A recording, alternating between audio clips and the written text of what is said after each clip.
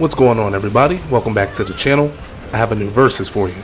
We got the latest entry to the Final Fantasy series and Final Fantasy 16 versus what some consider to be the best remake ever made, Final Fantasy 7 Remake. Let's get into it. So, let's start with the world.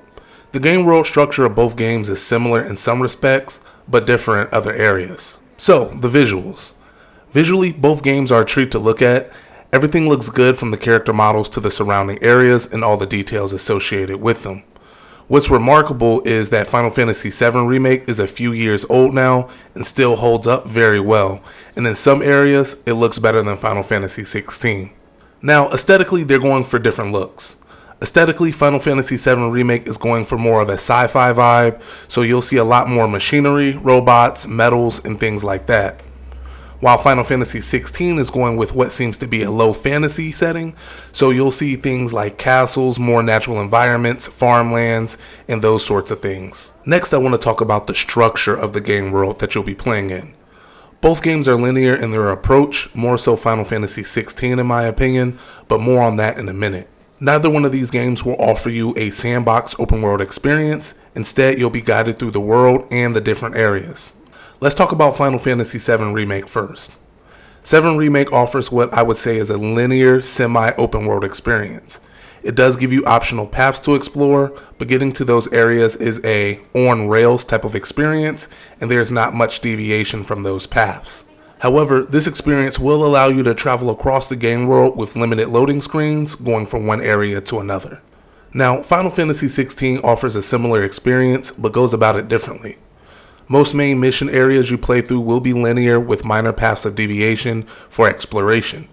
You will have some open-ended areas to explore, which are decently sized.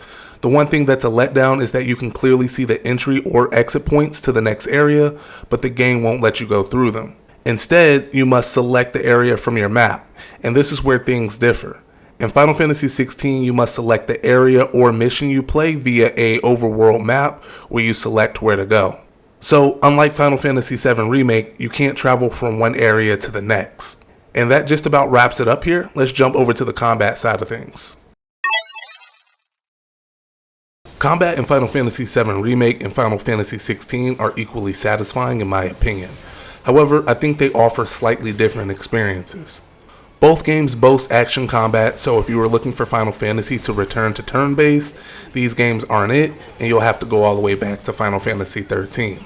Now, in terms of complexity, I would say Final Fantasy 7 Remake offers a bit more depth as you have more things to manage, such as your character, your other party characters, the ATB gauge, and a few others.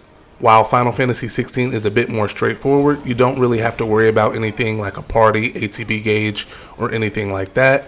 You just do your combos, a bit of parrying, and that's about it. Let's start with Final Fantasy 7 Remake.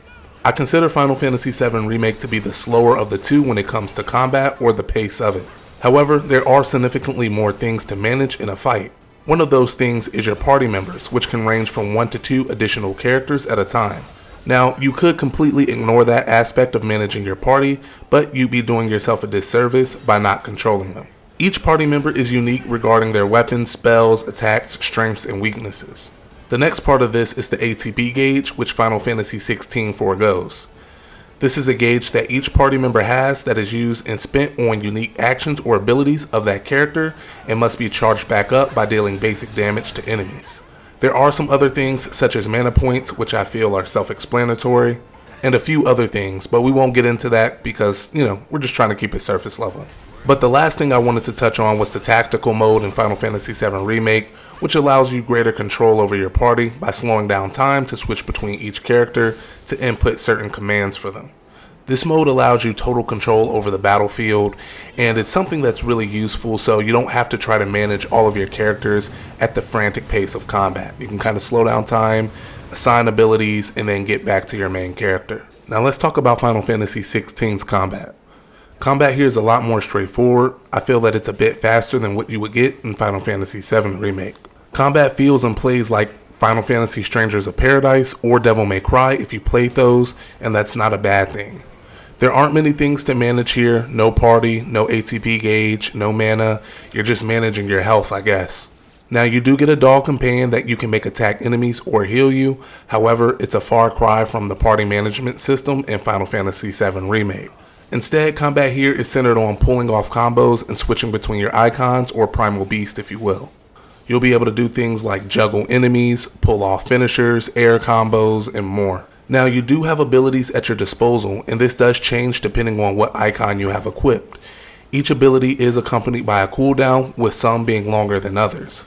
The good thing is you can switch to another icon to gain their abilities if your previous one's abilities are on cooldown, and this is a seamless transition during combat.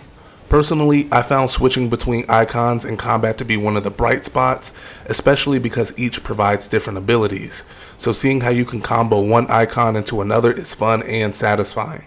And that's the combat in a nutshell for both games. Let's wrap this up. Ultimately, I think both titles are great games. After comparing them, I realized that there were more differences than I thought. My initial thoughts are that Final Fantasy VII Remake feels more like a JRPG, while Final Fantasy XVI feels more like an action game. I found Final Fantasy VII Remake to have many more RPG elements associated with it, things like upgrading my character or managing the growth of my party members. While Final Fantasy XVI felt the exact opposite. Things like gear felt meaningless, nothing more than a raw stat upgrade. The character development overall felt much worse and a lot more shallow. But as I always say, it comes down to personal preference. You're not wrong for playing either one of these games. If I had to pick one, I think Final Fantasy VII Remake is the better game for some of the reasons previously mentioned. Now, I know I could have gone a lot more in depth, but I wanted to keep this video concise and give you an insight on some of the main points of each game, just in case you may be deciding between the two. But enough of what I think.